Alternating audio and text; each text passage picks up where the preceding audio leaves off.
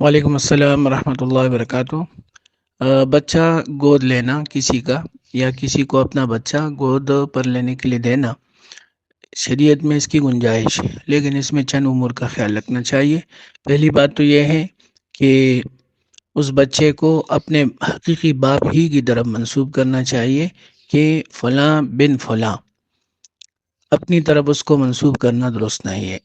قرآن کریم میں اللہ تعالیٰ فرماتے ہیں ادعوہم لآبائہم هو اقسط عند اللہ، کہ تم ایسے بچوں کو ان کے اپنے جو حقیقی باپ ہے ان کی طرف منسوب کرو، اپنی طرف منسوب نہ کرو۔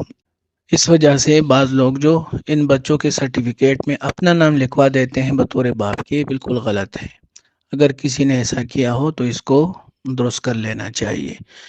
اگر کوئی لاوارث ہے، اس کا باپ معلوم نہیں ہے، تو بحیثیت سرپرست کے اپنا نام درج کیا جا سکتا ہے، بحیثیت والد کے نہیں۔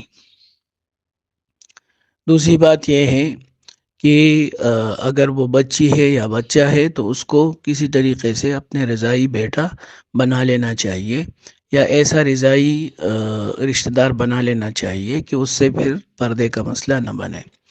اس وجہ سے کہ اگرچہ اس کو آدمی اپنا بیٹا یا بیٹی کہے، لیکن اس کی وجہ سے وہ حقیقی بیٹا یا بیٹی نہیں بنتے۔ اس وجہ سے جس طرح جو ہے نا محرم سے پردہ ضروری ہے، اس طریقے سے اس سے بھی پردہ کرنا ضروری ہوگا۔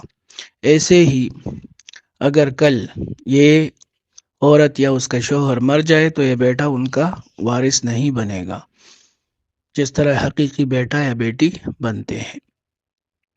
اس وجہ سے اگر کوئی ان کو کچھ دینا چاہے تو اپنی زندگی میں دے سکتا ہے، اس کو مالک اور قابض بنا کر۔